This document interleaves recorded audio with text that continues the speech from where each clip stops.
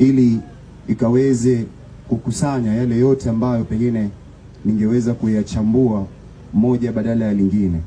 Lakini kabla ya kufanya hivyo, tarehe 25 Jumamosi mwezi uliopita ulikuwa usiku mrefu kwetu sisi kama Wanakaa International Band, kwa sababu tulikuwa tunamsubiri mwenzetu huyu tukiwa kazini. Kama kawaida yetu tunajua kwamba mpiga wetu kinanda ni Nzomo, lakini huu usiku kijaribu kuwasiliana naye hakukuwa na mawasiliano ya kawaida, na yeye kawaida yake huniambia, Biro nipatie dakika fulani nitakuwa nimefika kazini, Biro nipatie jisaa moja ama masaa mawili nitakuwa nimefika kazini. Kazi zetu huanza saa 3 za usiku, na ikifika saa 3 akichelewa sana ni dakika 10 ama dakika 20. Lakini huu usiku ulikuwa usiku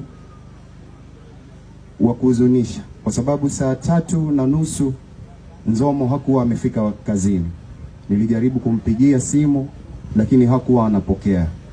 Saa 4:30 Nzomo hakuwa amefika.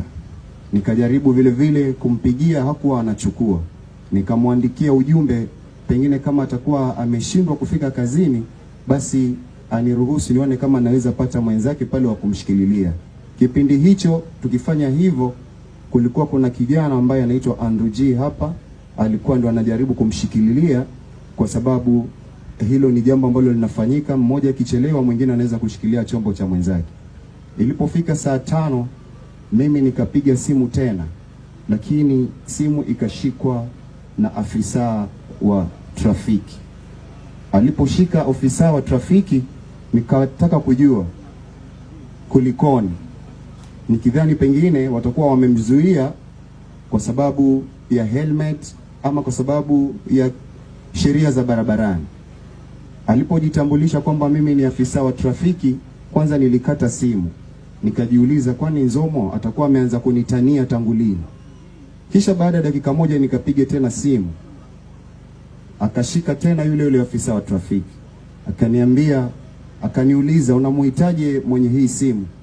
Nikamwambia ni kakangu na pia mimi ni bosi wake, tunamsubiri kazini. Akasema basi amepata ajali.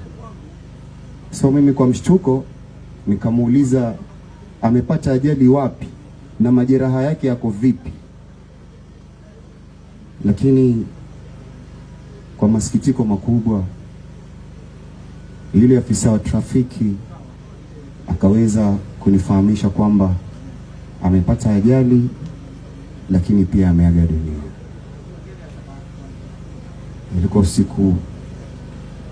usiku mrefu kwetu, usiku mrefu kwangu, kwa sababu Nzomo alikuwa anakuja kazini kutafuta riziki yake, kutafuta mkate wake wa siku kwa sababu ya familia yake kama ilivyo desturi. Ila